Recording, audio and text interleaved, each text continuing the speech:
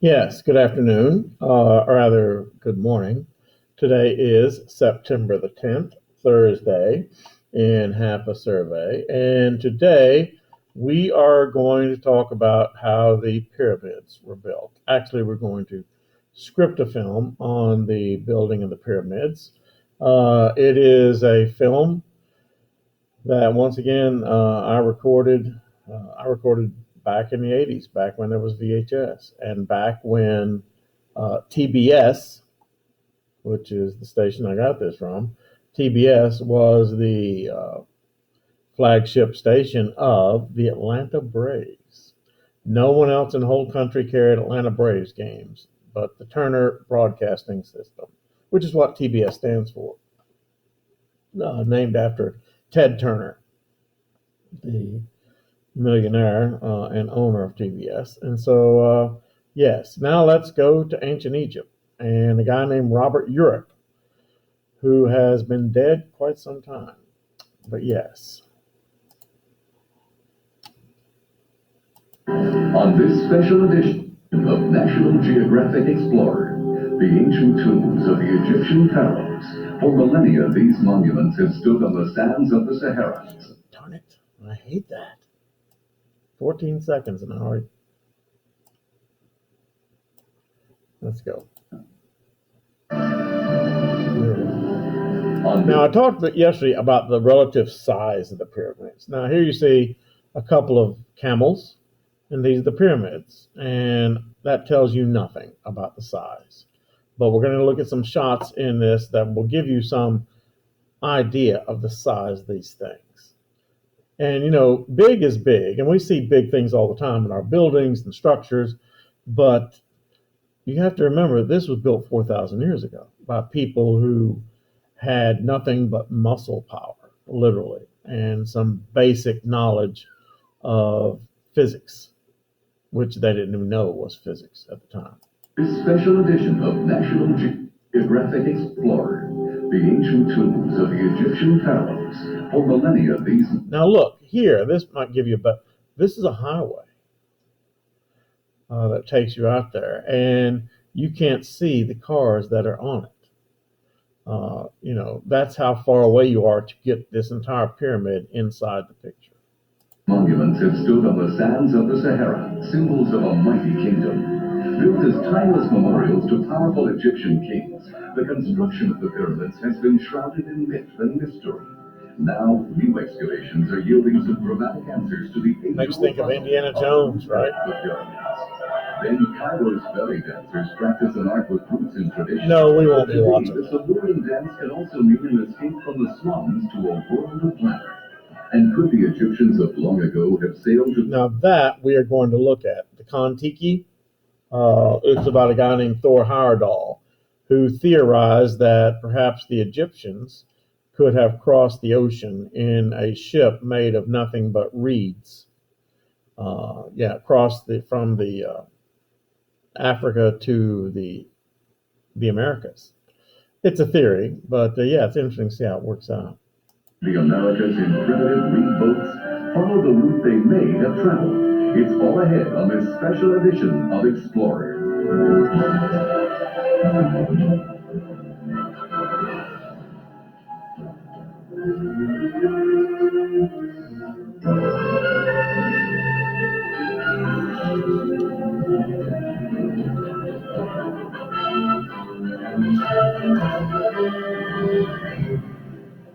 Robert Urich, Jake Spoon. Explorer is brought to you by Oldsmobile, the power of intelligent engineering.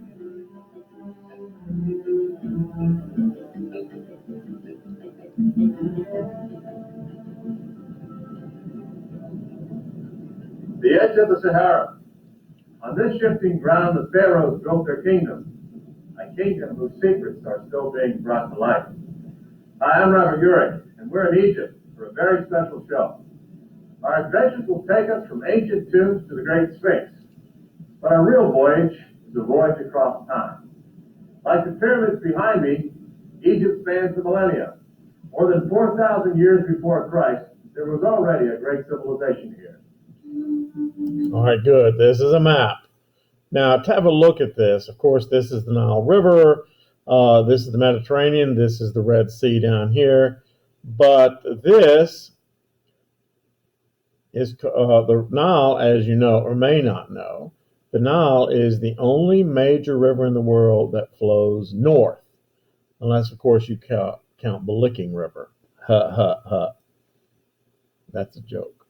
But yes, this is the Nile. This is called Upper Egypt, and this is called Lower Egypt. Lower because in elevation it is lower. And this is the Nile River Delta. All right, so. In the northeast corner of Africa, the River Nile was the source of life. Along its banks, a mighty nation would evolve, an empire ruled by pharaohs, kings perceived as gods. These are the monuments that symbolize that kingdom, the famous pyramids of the Giza Plateau. The ancient Egyptians called them houses of eternity. In building their remarkable tombs, the pharaohs spared no effort and no expense. For them and their subjects, death was not an end. They looked forward to it as a second existence, continuation of life on earth. I'm standing in the gateway to that afterlife. This is the valley temple that leads to one of the great pyramids. After his death, the pharaoh's body was brought here to be sanctified by the temple priests. The pharaoh was well on his way to a journey of the spirit into the pyramid itself. See, so this is a close-up. I mean, basically, you see that the pyramids are nothing but large piles of stone. But still, number one, remember there are chambers inside the stone, and that the pyramids are held together with nothing more than gravity. The weight of the stones on top of them is what holds the pyramids together. And so then they sawed into, those stones, and the weight of the pyramid kept the thing from falling down on top of them. It's really incredible that they were able to build this. But the key component is that these stones, from the bottom to the top, have to be perfectly level and square with each other.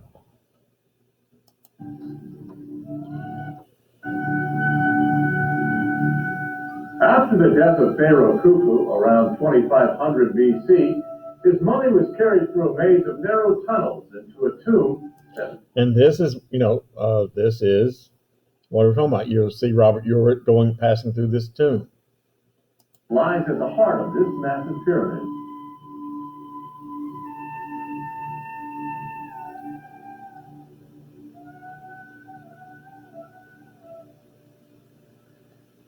Now, as you can plainly see, this burial chamber is a simple rectangular room. But that doesn't mean that Pharaoh Khufu had a simple burial. It would have taken 70 days for his body to be emptied of its organs, dried out with special minerals, and wrapped in linen. Now, see, and this is where he was buried, but what he doesn't tell you is that they took all the organs out of the inner cavity of his body, okay? But here's what's really interesting. All the organs were then preserved in jars and sealed, except for the brain. They took the brain out with a hook and pulled it out through his nose. And here's the most intriguing part. They threw the brain away. They didn't know what it was for. And so, they tossed it. They didn't associate the brain with thinking. On the last day, his body was brought here and placed in this granite sarcophagus. Now, we know about all those ancient burial practices because the Egyptians kept such detailed records of how their rulers lived and died. But they never wrote down the answer to a question that's been troubling historians and archaeologists for centuries. Who actually built the pyramids, and how did they do it? And by the way, he's going to mention, they're going to be talking about Egyptian writing. Egyptian writing is called hieroglyphics. Sumerian writing is called cuneiform. Sumerian, cuneiform, Egyptian hieroglyphics, HEIROGLYPHICS. Hieroglyphics, hieroglyphics. It was a type of writing using symbols.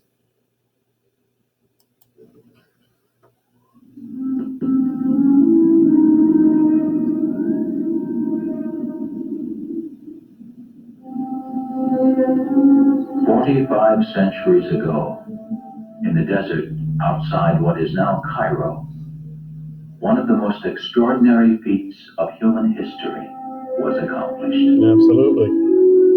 Few labors of man have endured as long as these immense monuments, and few mysteries persist as stubbornly as those surrounding their creation.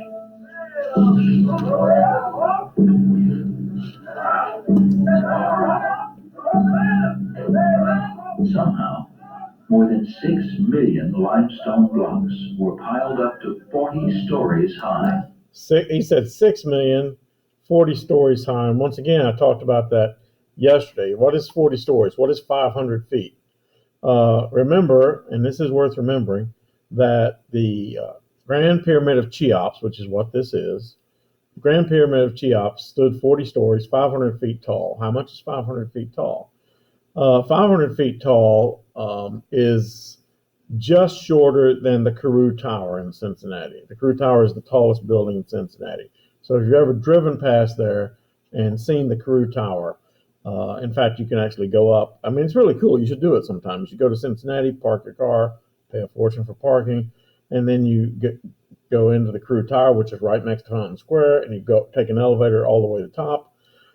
Now to walk out onto the roof, which is totally safe, and you go outside. It costs like $4, I think, a person, which is really cheap because trust me, to go up the Empire State Building or to go up to the Willis Tower in Chicago, that costs quite a bit more. But they're also 102 stories and 110 stories respectively. But yeah, that would give you, the Carew Tower would give you some idea of how tall the Grand Pyramid of Cheops is. So tall that the Grand Pyramid of Cheops was the tallest building, the tallest man-made structure in the world until 1887, the construction of the Eiffel Tower. And so. To make the 3 royal tombs of the pharaohs. Incredibly, the entire construction was completed in 70 years. And so once again, that meant, though, that each one of these blocks would have to be put into place at a rate of about 1 every 4 minutes. Put into place. That's just incredible. And that means that how do you get a block of stone that weighs 2.5 to 4 tons, 500 feet in the air with no machinery? Part of it isn't muscle power. Most of it's in ingenuity. Without modern technology, workers lifted blocks weighing an average of 2.5 tons each and put them in place at a rate of 1 about every 2 minutes. 2 minutes. Okay, 2 minutes. Who were the people who built the pyramids? How did they accomplish their monumental task? What can their lives tell us about the world that existed in 2500 BC?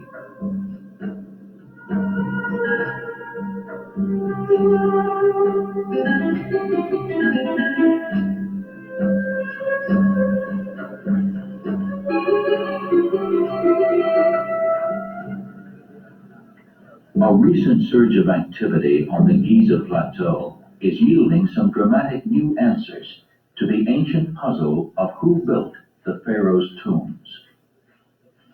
200 years of digging have produced pyramids, tombs, temples, statues, nice inscriptions, and relief scenes. But where? Now this guy here, his first name is Mark. He's a doctor of Egyptology of the University of Chicago. Mr. Duty's sister met him one time. for all the people. Mark Lehner is professor of Egyptian archaeology at the University of Chicago's Oriental Institute. His work has helped shift the focus of study here from monuments to men. For the first time, we're excavating to shed some light on the lives of the people, as opposed to just how the elite and the king that they served, how they were buried. Archaeology is such a gentle, painstaking process. I don't know how people have the patience for it myself.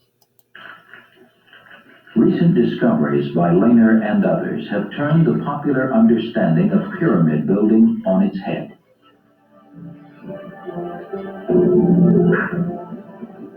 Yeah, see, Hollywood and all the old movies about the pyramids held that they were built by slaves. In fact, many held that the Hebrews built them. That's just not true. For centuries, the pyramid builders were thought to be slaves. Hollywood fed the myth of a captive labor force cringing under the whip.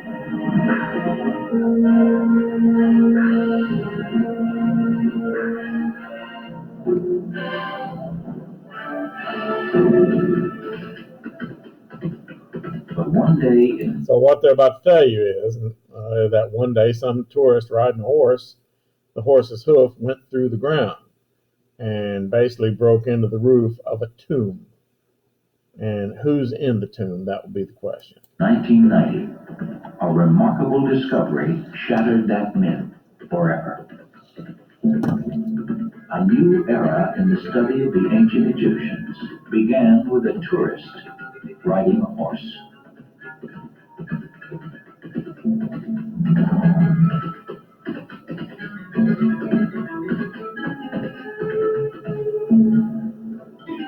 A hook plunged through the vaulted roof of a tomb that was sealed in the time of the pharaohs. Inside was a glimpse of eternity.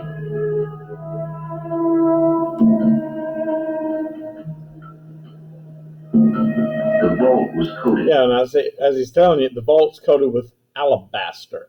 Alabaster, once again, is the same substance that they coated the outside of the pyramids with when they were new. And the unique thing about alabaster is that it's an off-white. But in the desert sun, that white, which they will use to coat the side of the pyramid, made the pyramids visible for 100 miles just before dawn and just after dark. Because it could be seen, and they were bright white. But as you see, this is from the inside of that tomb. The problem with it is that as soon as they let the desert air into this airtight tomb, the whole thing began deteriorating, and it deteriorated really rapidly. With richly colored plaster, which began to disintegrate the moment it was exposed to the desert air. But for a brief time, it shone as beautifully as the tomb of a king. But it was not a king. But the man buried here was not a king, or even a nobleman. He was a worker.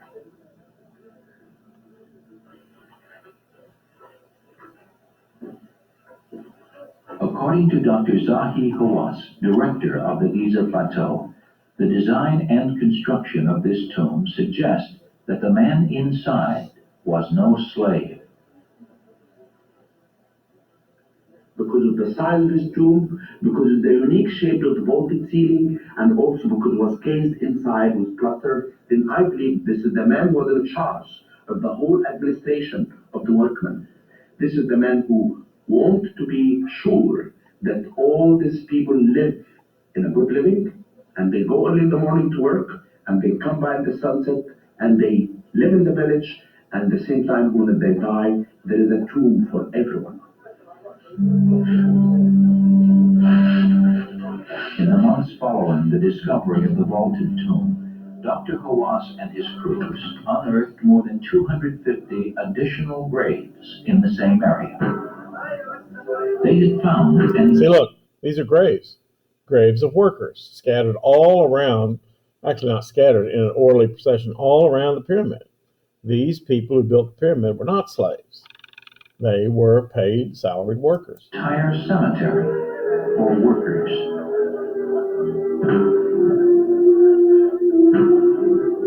The foreman's vaulted tomb is surrounded by the graves of his honored staff.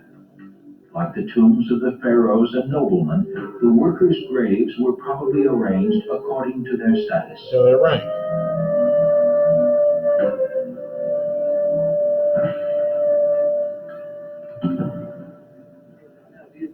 Dr. Hawass found that some tombs displayed hieroglyphic job titles, further proof that the ancient builders of Giza were highly regarded craftsmen. We found here 3 false doors. Above each one, we found painted stela. We found in the titles of those people the hieroglyphic. Hieroglyphics, it is an alphabet using symbols. Yes. Inscriptions saying that Herb Yerius means director of building tombs. Maybe that shows up better. I'm going to let them stay dark for a while. Means inspector of building tombs. Yeah. That will help you see During it. excavation, archaeologists made another discovery that helped confirm the workers' status. Like the kings, the builders saw to it that pieces of art accompanied them in eternity. Pieces of art. Come on, come on. Detailed engravings, hieroglyphics, Yes. and small statues Look at this. Look at offered this. a glimpse of how the ancient workers actually looked. Okay. Now look at this. Look at this. Look at the hair. What can we learn about this little statue? This is a statue of a worker. But notice how the hair is detailed. This hair is combed. You can tell. The ancient Egyptians not only, they cared about their appearance. Look at the straightness of the haircut here. See, I mean, these people already had an appreciation for art 4,000, 5,000 years ago, because hairstyling is an art form. And one thing you might want to know, and it'll show up on your test, that ancient Egyptian men, as well as women, wore makeup. The higher in rank, the more makeup they wore.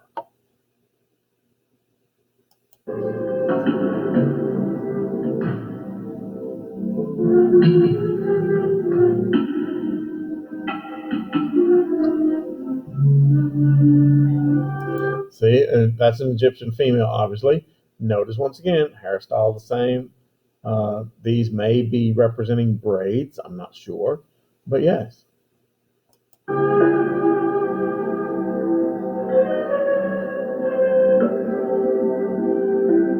Hawass and his crew began to see a more and more vivid portrait of the builders. But nothing prepared them for what they would find next.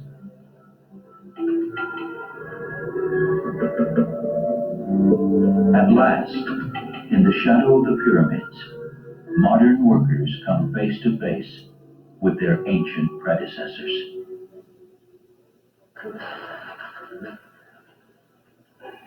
Basically, yeah, they found the not entombed, but buried body of an ancient Egyptian who helped build a pyramid. But the thing that they'll notice here is this person has lesions on his spine. The work was so hard that, that done over time, it actually formed scarring on his spine.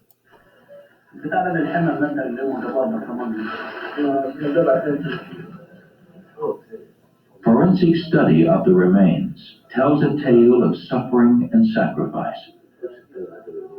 Some workers' lives were claimed by labor so grueling it was literally backbreaking. In the study of the bones that we found, most of the men that have been found in the cemetery, they're just showing you here. That's part of his spine. They number it so that they can reassemble it. The cysts on their back, on the bones of the cyst, back, mean that those people were involved in really moving stones, or working in the pyramids, or working in the tombs. to say that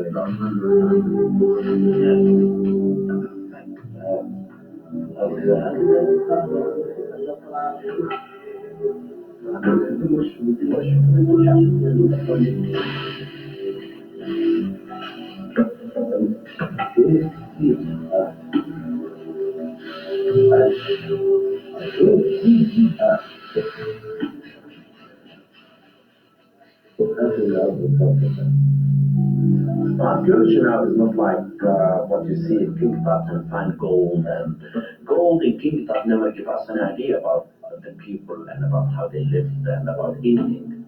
But this cemetery is working with the dirt and the sand. In each piece of sand, each piece of stone, each piece of pottery, reconstruct this history. It gives us information about those people.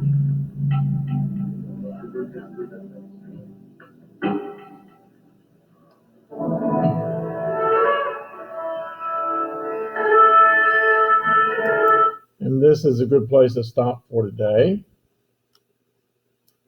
One moment, please. 13:05. And we will pick this up tomorrow. And so, yes. Let me down. Screencast file right there. I know how to do this.